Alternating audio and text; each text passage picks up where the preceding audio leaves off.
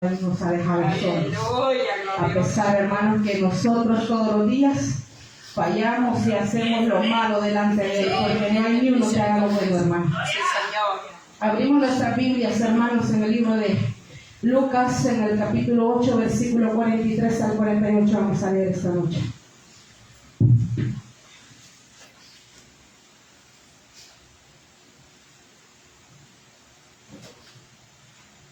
Leemos, hermano, una palabra muy conocida por todos. Es una palabra pues, que no creo que nadie de los que estamos aquí no hayamos leído alguna vez. Y pues cuando lo tengan me regalen amén para que juntos leamos. Y la palabra se lee en el nombre del Padre, del Hijo y del Espíritu Santo, y dice de la siguiente manera: pero una mujer que padecía de flujo de sangre desde hacía 12 años y que había gastado en médicos todo cuanto tenía y por ninguno había podido ser curada, se le acercó por detrás y tocó el borde de su manto, y al instante se detuvo el flujo de su sangre. Aleluya. Entonces Jesús dijo: ¿quién me ha tocado? Y negando todos, dijo Pedro y los que con él estaban: Maestro, la multitud te aprieta y oprimes y dices: ¿quién es el que me ha tocado? Pero Jesús dijo: alguien me ha tocado, porque yo he conocido que ha salido poder de mí. Entonces, cuando la mujer vio que no había quedado oculta, vino temblando y postrándose a sus pies le declaró delante de todo el pueblo por qué causa le había tocado y cómo al instante había sido sanada. Y él le dijo: hija, tu fe te ha salvado, ven en paz. Oramos. Padre, buen Dios que está en los cielos, gracias te doy por el privilegio que me concede esta hermosa noche, Señor, de estar en este lugar, Padre Santo, tan hermoso, para poder hablar, bendito Dios, de tu palabra, para poder, Señor amado, llevar la gran comisión del Evangelio, bendito Dios, a los corazones que hemos venido necesitados de tu palabra, poderoso Dios. En esta noche, Padre Santo, yo le pido por misericordia que use mi vida, Señora, para adorar y para glorificar su santo y bendito nombre, bendito Dios. Y desde ya, poderoso Rey de Gloria, atamos todo principado, toda potestad, Señor, bendito en los aires, Dios amado, que quiera anteponerse, Señor, a su bendita palabra, bendito Dios. Y declaramos por fe, Padre Santo, que esta palabra llegará, Señor bendito, en el lugar, Señor, donde necesita ser, Señor, germinada, Señor amado, la semilla de tu palabra, poderoso Dios. En tu nombre y en tus manos, Señor, me deposito en esta hermosa noche, bendito Dios, declarándome, Padre Santo, instrumento útil, Señor, para tu gloria, bendito Dios, aleluya. Podemos sentarnos, hermanos, y esta noche predicamos bajo el tema: un toque de fe. Cuando yo leí esta palabra, amada hermana, déjeme decirle que en mi mente venían muchas cosas, porque muchas veces, hermana, nosotros como seres humanos, no me dejará mentir, que cuando padecemos algo en la vida cotidiana, diaria que llevamos, cualquier cosa nos debilita, cualquier cosa nos asusta y cualquier cosa nos pone a nosotros a temblar. Y me iba a callar aquel tiempo cuando esta mujer estaba padeciendo tal enfermedad. No era que pasó 3 días, no pasó 6 meses, no pasó 1 año ni 6 años, eran 12 años que esta mujer había pasado, hermano, una dificultad que debilitaba físicamente su cuerpo, pero también lo debilitaba espiritualmente, porque esa enfermedad que tenía era una enfermedad, hermano, que la aislaba de todo cuanto la podía tener alrededor. Esta mujer había experimentado el dolor de muchas fases, porque déjeme decirle una cosa: podemos ver fácil decir que 12 años esa mujer pasó con ese flujo, se puede decir que menstrual, porque era un flujo de sangre, pero al ponernos a pensar como mujeres, sabemos que esto debilita a cualquier mujer que padece tal cosa. Ahora volvámonos a la historia de esta mujer que nos lleva hasta allá a Levíticos, hermano, y quisiera que se fuera conmigo a Levíticos 15, 19 al 30. Quisiera que lo leyéramos porque ese es el contexto de esta historia tan atroz que a esta mujer la debilitaba, aleluya.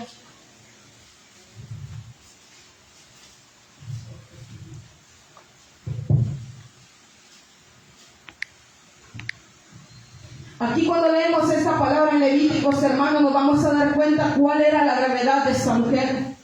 En el versículo 19 del capítulo 15 del libro de Levíticos dice de la siguiente manera: cuando la mujer tuviere flujo de sangre y su flujo fuere en su cuerpo, 7 días estará apartada, y cualquiera que la tocare será inmundo hasta la noche. Dice en el versículo 20: todo aquello sobre lo que ella se acostare, mientras estuviere separada, será inmundo. También todo aquello sobre lo que ella se sentare, será inmundo. Allí podemos empezar a ver la gravedad de lo que aquella mujer había pasado, no por días, no por meses, lo había padecido por 12 años. Usted se imagina 12 años padecer, aparte de la enfermedad, a veces de llamarse por todas las multitudes, por todo lo que le rodeaba, una mujer inmunda, algo que la apartaba, hermano, de toda clase social, la apartaba de toda clase que pudiera tener, hermano. No podía reunirse para adorar, ella no podía tocar a nadie, ella no podía siquiera convivir con su familia, tenía que estar en un lugar apartado de todo lo que podía ella contaminar. Entonces, hermano, ahí en nosotros podemos ver la gravedad de aquella mujer que en la Biblia aparece ahí en el libro de Lucas, hermano, que padecía esta enfermedad, porque ahora nosotros sentimos sencillo porque podemos estar con nuestra familia, ahora nosotros sentimos sencillo porque aún podemos venir aquí a buscar la gloria de Dios, pero en aquel tiempo, hermanos, esa enfermedad que tenía, la ley a ella la hacía apartada de toda clase de unión física, unión material. Hermano, ella no podía ni ir y decirle: mire, me puede sobar aquí porque me duele, porque eso era hacer que una persona se contaminara según la ley. Y allí podemos ver la maravilla que Dios hizo en ella. Porque cuando, hermano, podemos ver, vamos a estudiar poco a poco esto, para ir viéndolo lentamente, porque tiene mucha riqueza estos versículos de la Biblia. Allí cuando decían, pero una mujer que padecía flujo de sangre desde hacía 12 años. Esa mujer, hermano, me imagino yo, estaba debilitada físicamente. Me imagino una mujer de apariencia pálida, una mujer que se miraba, hermano, cansada humanamente, pero también una mujer que no podía buscar la fortaleza en la espiritualidad, porque era una mujer que había sido desechada porque así lo establecía la ley. Sin embargo, en el proceso vamos viendo en el versículo 44 que ella escuchó decir que había un tal Jesús que iba a pasar por ese lugar porque iba a hacer un milagro. Allí iba con la hija de Jairo a hacer un milagro. Y yo me imagino que cuando aquella mujer escuchó, cuando aquella mujer dijo: bueno, de cierto, yo estoy cansada, porque, hermana, esta mujer había recibido tanto no en su vida, que yo creo que cuando ella empezó cuando alguien decía: mira, no hay solución para tu problema, aquella mujer se debilitaba espiritualmente un poco más. Cuando alguien le decía a un doctor: no puedo ayudarte, aquella mujer se volvía a debilitar más.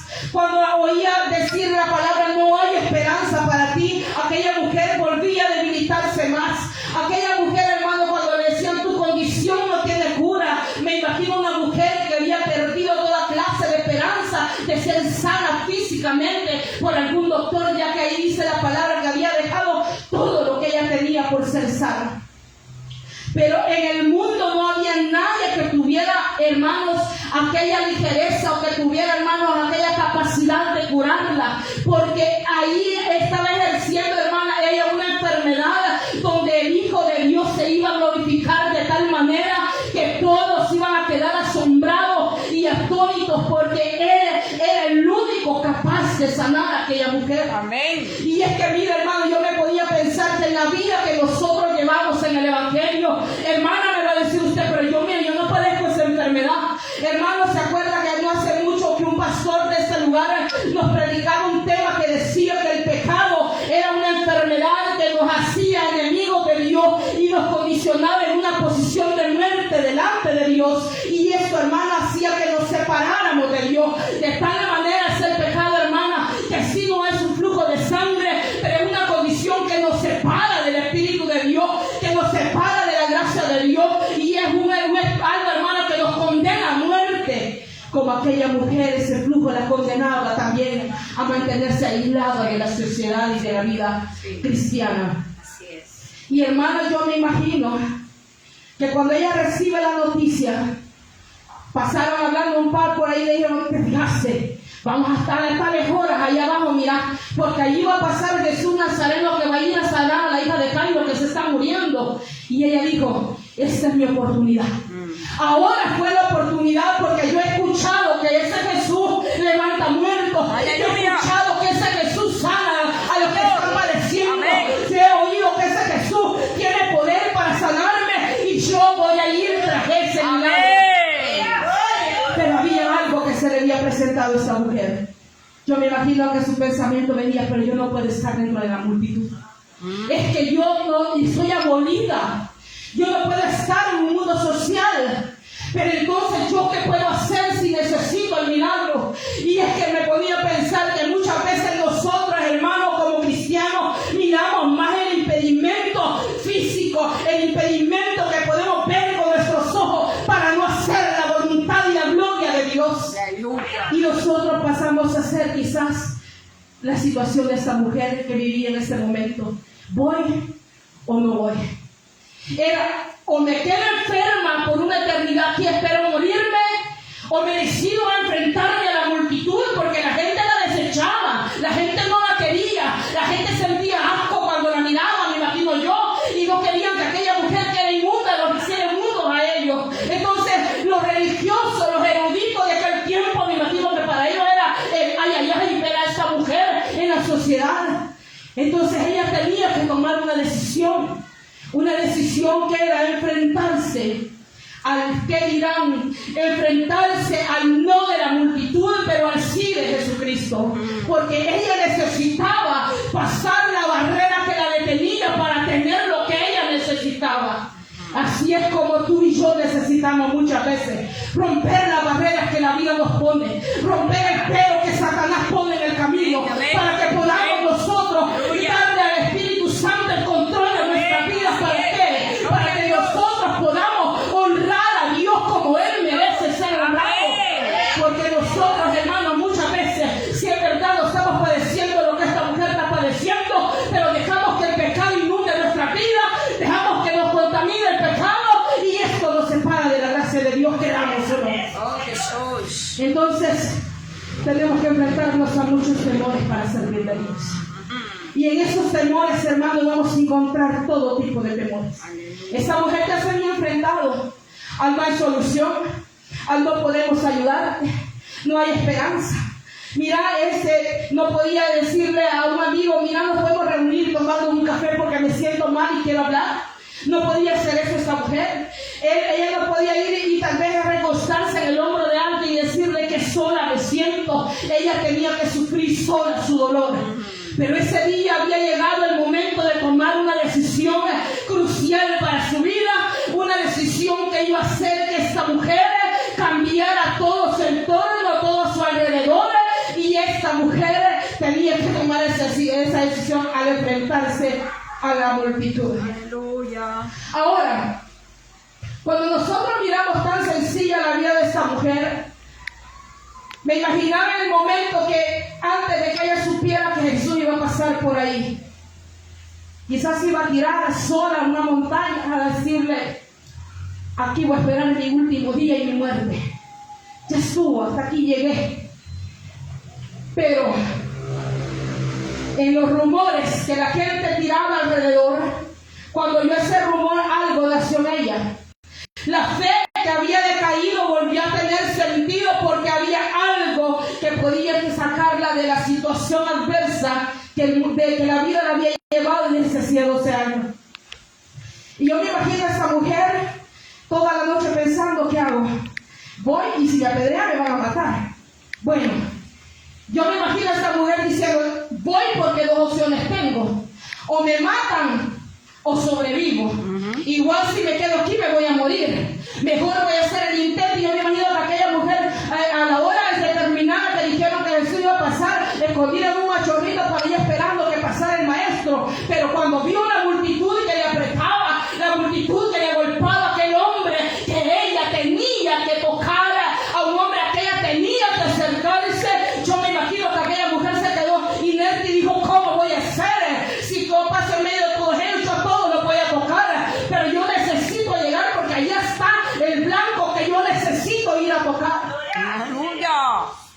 fácil para ella rendirse en ese momento, dar la vuelta e irse a esconder donde había estado.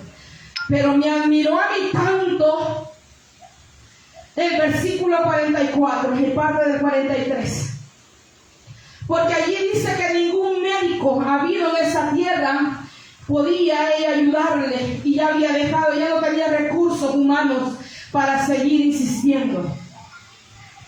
Pero en el 44 dice, se le acercó por detrás y tocó el borde de su manto. Aleluya. Fácil se oye esa palabra. Pero si usted se pone a visualizar, cuando Pedro le dice, ahí en el 45, Jesús le dice, ¿quién me ha tocado? Y ahí, negándolo todo, yo no fui. Pedro le dice, maestro. Y los que con él estaban, dice, maestro, la multitud te aprieta y oprime, y dice, ¿quién es el que me ha tocado? ¿Usted se imagina esta situación? O sea, no era que Jesús no supiera que no había tocado. Claro. La mujer se lanzó a lo que ella quería hacer. El objetivo era Jesús, pero antes del objetivo ella tenía que luchar con la multitud. Era aquellos problemas, hermana, que muchas veces a usted y a mí nos agobian. La multitud simboliza muchas veces lo que a usted la detiene para hacer la voluntad de Dios.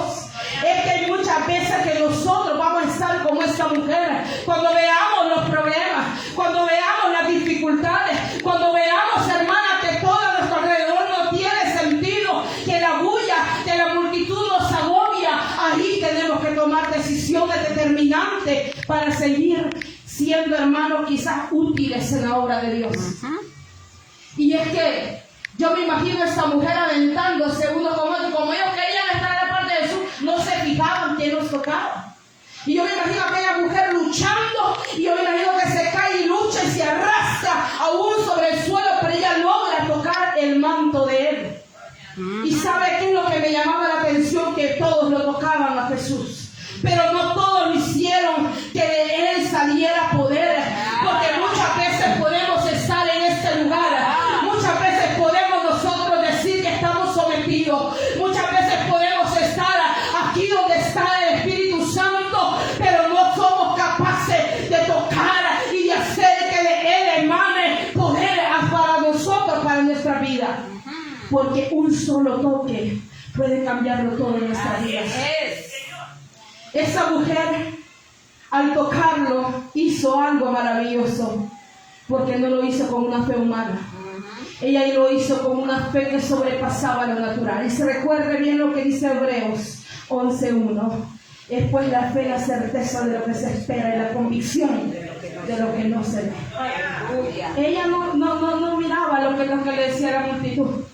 Yo me imagino que Sara escupía, pero ella no miraba lo que le decía, ella miraba el milagro ya hecho en ella.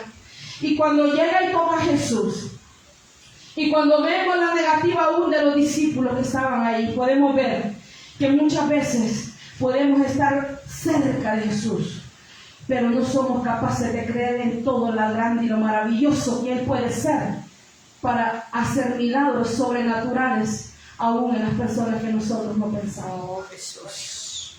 Y es que cuando Jesús le decía esas palabras, Él no era ignorante, porque ustedes ya sabemos que Él mira, oye, Él sabe todo. Él se dio la vuelta y la vio y dijo, vos me tocaste. Pero ¿por qué la insistencia de Él en que se declarara delante de todos quién lo había tocado? Quizás en ese momento la mujer, el corazón le brincaba a 100 por hora, quizás como una palomita asustada cuando mira el gato que se la va a comer. Pero Jesús le responde en el 46, le dijo, alguien me ha tocado porque yo he conocido que poder ha salido, dice, ha salido poder de mí. Entonces, cuando la mujer vio que no había quedado oculta, vino temblando en pos y postrándose a sus pies le declaró delante de todo el pueblo por qué causa le había tocado y cómo al instante había sido sanado. Jesús, hermano, aún en ese tiempo Él no va a hacer un milagro en una persona solo para que la persona sea sana y siga pecando. Era necesaria la confesión de ella por varios motivos. Y es que Jesús, cuando le dice esto, era porque Él quería hacer no solo la sanidad física en ella, Él quería sanar todo en ella. Él quería limpiar todo en ella, en la sociedad, en su corazón, en su vida, en su esperanza. Hermano, Él quería hacer total el milagro. Y es que cuando ella le declara todo eso, me imagino que la gente se hizo a un lado y dijo, mira, ella te tocó y ella es inmunda. Usted se ha fijado que muchas veces aquí mismo podemos estar en la iglesia y nosotros no creemos que Dios puede hacer un milagro en una porque la miramos media panda. Y nosotros decimos, ¿cómo va a ser un milagro en ella Jesús? Dios guarde, si esa mujer debe de ser, ella lo que va a hacer es pervertir el evangelio. Y nosotros mismos no creemos que Él puede liberar a cualquiera, porque Él sana a quien quiere. Y levanta a quien quiere y usa a quien quiere como Él quiere, porque Él es Dios. Amén. Y Él elige a las personas que Él va a usar a su manera cuando Él lo así lo desea. Sí, Señor. Y esa mujer en ese momento estaba siendo usada para glorificar el nombre de su Padre que estaba en los cielos. Y esa mujer había sido instrumento de burla, instrumento de escarnio para la sociedad. Había estado aislada, había estado separada, sola, quizás triste todo el tiempo, pero Jesús en ese momento, cuando ella le declara delante de los hombres, delante de toda la multitud, ahí vemos lo necesario que es publicar a todos los hombres cuando nosotros hemos creído en el Hijo de Dios. Aleluya. Romanos 10, 9, 10 dice que si confesares con tu boca que Jesús es el Señor y creyeres en tu corazón que Dios le levantó de los muertos, serás salvo. Y dice, porque con el corazón se cree para justicia, pero con la boca se confiesa para salvación. Entonces era necesario, porque si usted se pone a ver a esta mujer, en ese momento estaba saliendo de la ley y estaba experimentando ya la gracia de Jesucristo. Sí, amén. Entonces era necesaria la confesión, porque ahí dice una palabra también, dice que el que confesare aquí a Jesús delante de los hombres, Él también le va a confesar allá delante de su Padre. Por eso muchas veces es necesario que confesemos con nuestra boca los milagros que Él hace en nuestra vida, para que los hombres que no tienen fe, estos hombres pasen a tener una fe creativa delante de Dios, porque el mismo Jesús que en este día estaba haciendo este milagro, en este tiempo también sigue haciendo milagros, pero lo que pasa es que nos quedamos callados y le entregamos mejor al silencio lo que Él ha hecho en nuestras vidas. Aleluya. Porque la salvación, ese es un milagro de Dios. Sí, Señor. Ahora nos hacían una pregunta importante en el instituto y nos hacían la siguiente pregunta. Mire, ¿y los milagros son iguales que la sanidad? Y yo me quedé pensando, porque ser sano es un milagro. Y yo decía, bueno, ¿qué tendrá de especial esto? Y sí, viendo un poco más a fondo la situación, me daba cuenta que los milagros, hermanos, son aquellos que cuando Jesús levantó a Lázaro fue un milagro. Claro. Cuando Jesús abrió el mar fue un milagro. Sí. Hermanos, cuando hizo brotar de aquella peña agua fue un gran milagro. Y las sanidades, hermanos, es una recreación de lo que ya existe en nosotros. Pero Él lo hace nuevo. Hermano, Él lo restaura. La salud es una restauración. Y los milagros, hermanos, son aquellos, que los dos son sobrenaturales, pero los milagros son aquellos, hermanos, que nosotros podemos ver que son creados de la nada. Porque ¿quién iba a pensar que en medio del mar había una barrera que separaría el agua? Nadie. Solo Dios lo podía hacer. Entonces, hermano, en esta mujer estaba siendo restaurada su identidad. En esta mujer estaba siendo restaurado su cuerpo. En esta mujer estaba siendo restaurado, hermano, su vida entera. Así como Dios quiere restaurar nuestra vida todos los días de nuestra vida, si le damos a Él el permiso de hacerlo. Amén. Si nosotros también somos capaces de tocarlo a Él con fe. Sí. Porque en ese momento estamos viendo una mujer que sí había sido debilitada, pero cuando tocó a Jesús, lo hizo con una fe sobrenatural, que hizo que el poder que había en Él saliera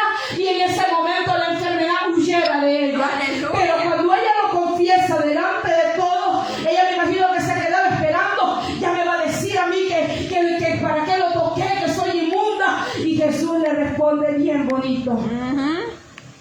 La palabra que le da una palabra sencilla, suave y dulce. Hija. Esa es una declaración poderosa. Ajá. Porque ella no tenía mamá. Ajá. Ahí no dice en ningún momento que la mamá estuvo llevándole comida. Ahí no dice en ningún momento que ella tenía una familia cercana.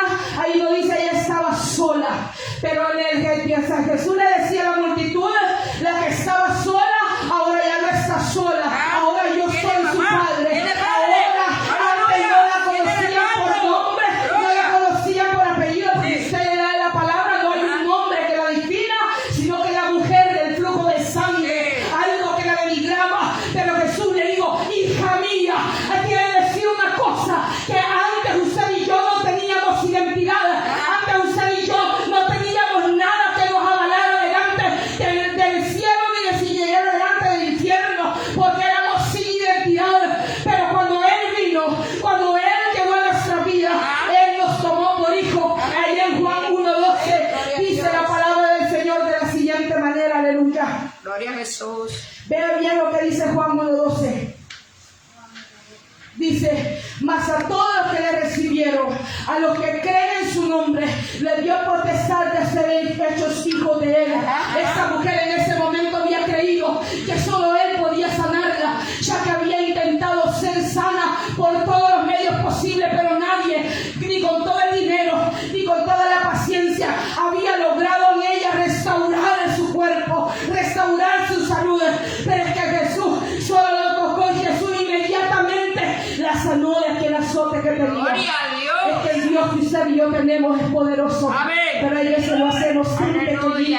Hay veces, hermanos, nosotros estamos padeciendo dificultades y lo que hacemos es cuando el doctor nos dice, mira hermana, fíjate que quizás el cuchillo le vamos a pasar. Ay no, decimos nosotros, nos vamos a una esquinita a arrimar, a llorar y a decir, ay no, y yo sirviendo en la iglesia, ay no, y yo mire tanto que me esfuerzo, tanto que leo, tanto que oro, y empezamos a renegar del Señor, a renegar de su poder. Pero ¿sabe por qué muchas veces hacemos esto? Porque hacemos a Dios pequeño, porque el Dios que usted y yo alabamos tiene poder de sanar, tiene poder de restaurar, tiene poder de dar identidad a aquel que no la tiene, tiene poder de levantar a los muertos, tiene poder, hermano, para usted, si usted cae muerto, levantarlo, tiene poder, hermano, para levantar a la iglesia, tiene un Dios poderoso.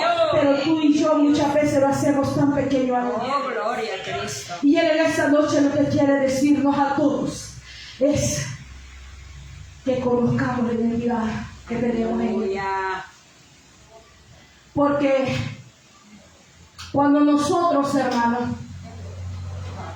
estamos lejos de la identidad de Dios, nosotros, hermanos, somos presas fáciles para Satanás. Así es, sí, Jesús.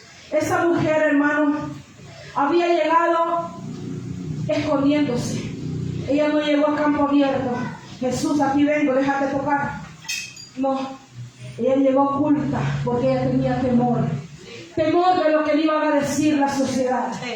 Temor de seguir siendo rechazada. Ya la habían rechazado de 12 años, pero ella tenía temor de lo que le pudieran hacer. Por eso ella llegó de escondida a tocar a Jesús. Pero vean, Jesús la envió con una identidad nueva. Ya no era la desolada, ahora era la hija. Ajá. Y me gustaba lo que le terminaba de decir, porque le dijo, Tu fe. tu fe Ujú. te ha salvado. Aleluya. Hay veces, hermano, todo lo que nos pasa, no digamos que nos pasa porque nosotros, hermano, no somos salvos, como no veas, sí somos salvos. Aleluya. Pero muchas veces necesitamos entender, hermanos, que todo lo que nos aleja de Dios, nos aleja de la salvación también. Esa mujer puso en práctica la fe, y ya la leímos en Hebreos 11:1. Ella puso en práctica una fe, hermano, que pocos quizás la pusiéramos en práctica en este tiempo. Ella le creyó sin conocer, porque ella no lo había conocido a Jesús. Pero cuando oía decir todo lo que él hacía, ella puso su fe y dijo, ese me puede salvar a mí. Ese me puede quitar esta enfermedad que tengo. Pero hizo algo importante ella, porque cuando ella llega y se postra a los pies de Jesús, esta diciendo se humilló delante de él.